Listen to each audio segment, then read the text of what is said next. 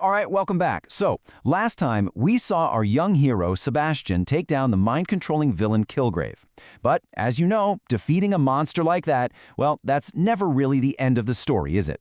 Today, we're diving into the immediate and pretty dangerous fallout from that one single act.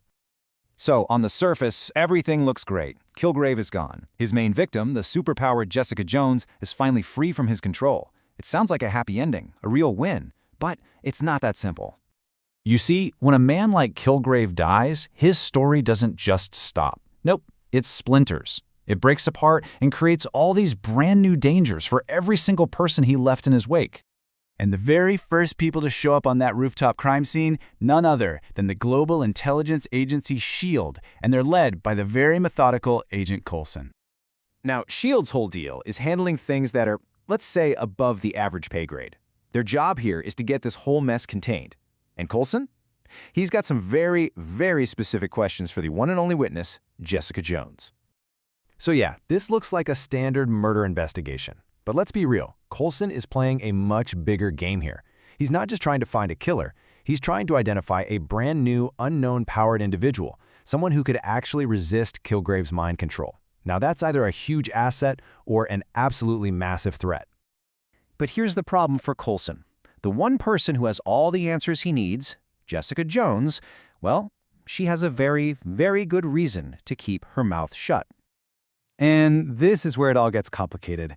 You have this total clash of interests. S.H.I.E.L.D. needs the truth to figure out if this new player is friend or foe.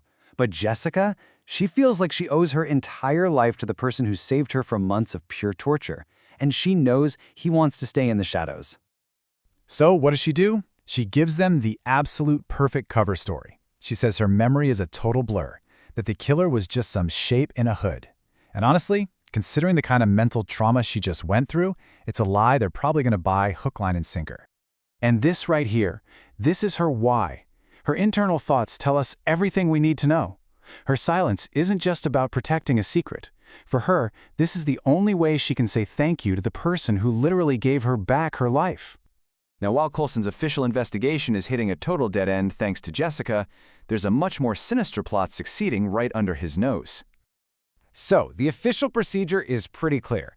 Bag the body, get it to a secure lab, and figure out what made this guy tick. They're hoping to learn how his power worked. Was it some kind of virus, a genetic mutation?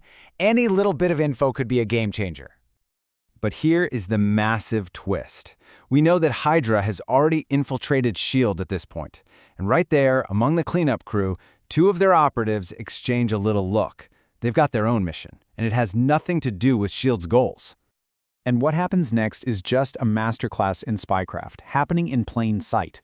One agent subtly blocks the view, the other pulls out a hidden kit, scrapes a quick tissue sample, and passes it off in a toolbox. It's so smooth, so fast, the real agents just a few feet away have no idea it even happened. And with that quiet, absolutely chilling whisper, the whole game changes. The terrorist organization Hydra has just got its hands on the DNA of a world-class mind controller. Just take a second and imagine that. Imagine Hydra being able to create its own army of Kilgraves. I mean, the implications are just terrifying. So, while this insane deep state conspiracy is unfolding on a rooftop, Sebastian's world is shrinking right back down to something a lot more normal, or at least that's what it looks like on the surface. It's wild, right? You have these two completely separate realities just existing side by side. On one hand, the high-stakes world of spies and conspiracies that Sebastian just escaped from. And on the other, the quiet, normal home life he's so desperate to protect.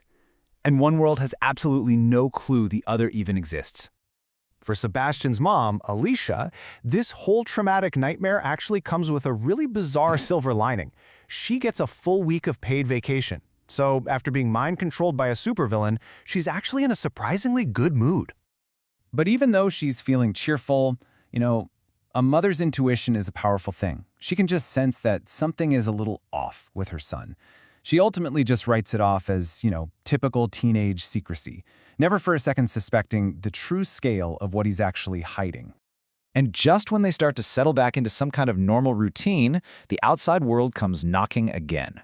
A mysterious package shows up for Sebastian, leaving all of us to wonder, what new complication has just landed on their doorstep?